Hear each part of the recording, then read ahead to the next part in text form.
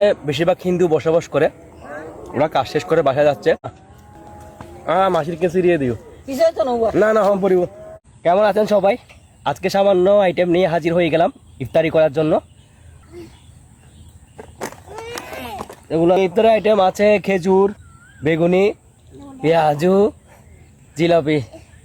একটু কম হওয়ার কারণে আমার ওয়াইফ মনে করছিল আমি বাসায় করব। আমি বললাম না, আইটেম কম হোক বেশি হোক ভালো হোক স্পেশাল হোক, ইফতার ইফতার। আল্লাহ আজকে রিজিকে যা রাখছে তা দিয়ে ইফতারি করবো আলহামদুলিল্লাহ।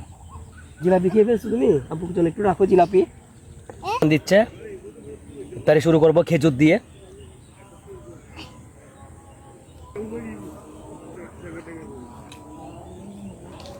ও ভিয়ে তো ভালো গো। না না না হ্যাঁ না না না বাবা। আঙ্কেল হাই বলো আঙ্কেল লই যাও দিকায়ু।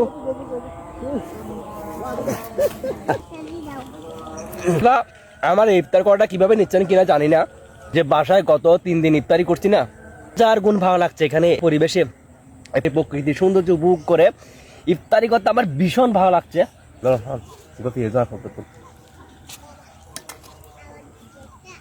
টমেটো আমার বেশি পছন্দের